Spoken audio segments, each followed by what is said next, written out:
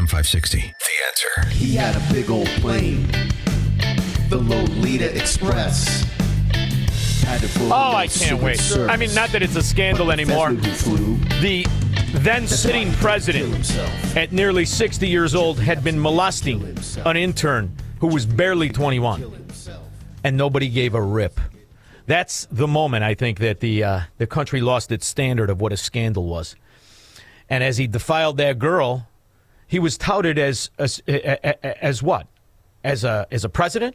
And nobody looked in Mena, Arkansas, the drug hub of America. Nobody could put two and two together. Frank, Rogers Park.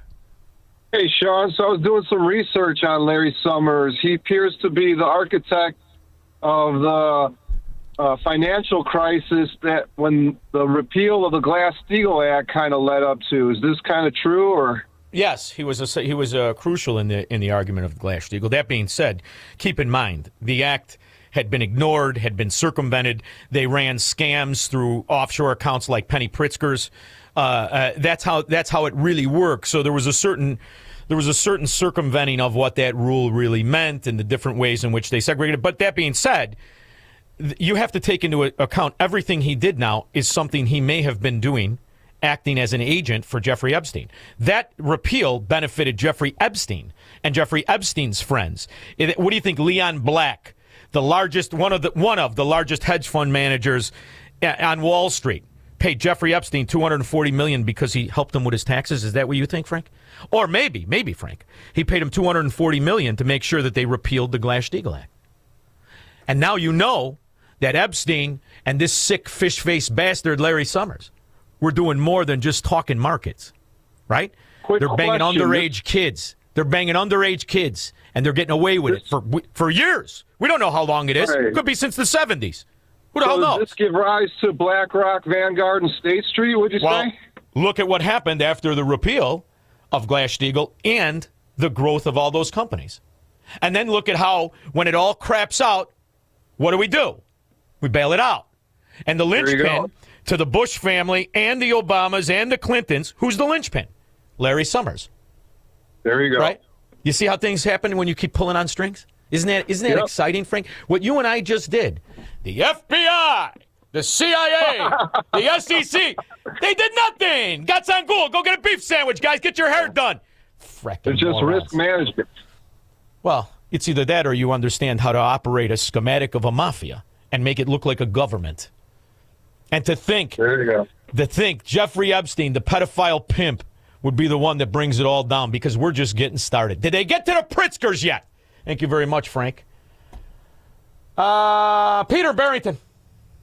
Yeah, Shaun, I know this isn't quite the topic of today, but to shine some light on Illinois, Alexei Janulius announced that they're going to be doing the digital driver's licenses starting tomorrow. Alexei Janulius, wait, is that Broadway Bank, right? That was Broadway Bank when he gave the loans to the half-ass bookmakers? Yeah. All right. I want to know. I haven't really heard you mention it a whole lot. What do you think about these digital driver's licenses? Is it similar to like the Real ID, where it's just so they can track you and manipulate your who knows data and everything? It's yet another reason why I feel absolutely fantastic about my decision to get the hell out of there. I wouldn't give my information to those rat pig Democrats for what? So that they can then do what? Or they can give that to illegal aliens as they're run a sanctuary null of laws, and little girls are getting killed. I got a story in Idaho and make your heart break. 8-year-old beautiful little girl killed by another scum illegal alien who was driving a burro last Tuesday, and he killed her. Scum of the earth, Pete. Listen, get your ass out of there. You're young. Get the hell out of there. I know. Thank you very much.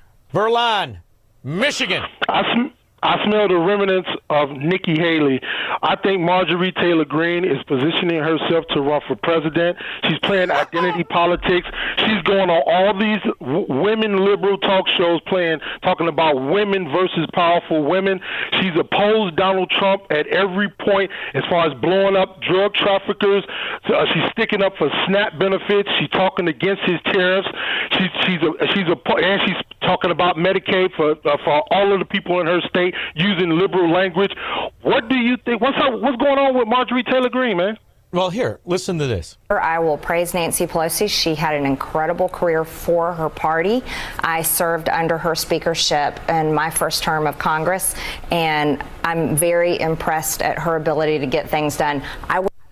So what did she get done when you think about it, Nancy Pelosi? I mean, what is she really going to, in 100 years from now, 200 years, what will she be remembered for? She'll be remembered for amassing a $500 million fortune while using information to enrich herself and her husband, who can make two hammers think at the same time. So what will she be? What Marjorie Taylor Greene figured, cut me in or cut it out. So if she's going to get cut in, she has to kiss ass the way in. There's two ways you get in mafias and street gangs. Ask any gangbanger. You know this. You can fight everybody, or you can fool around with everybody. Marjorie Taylor Greene took the Kamala Harris route. That's all.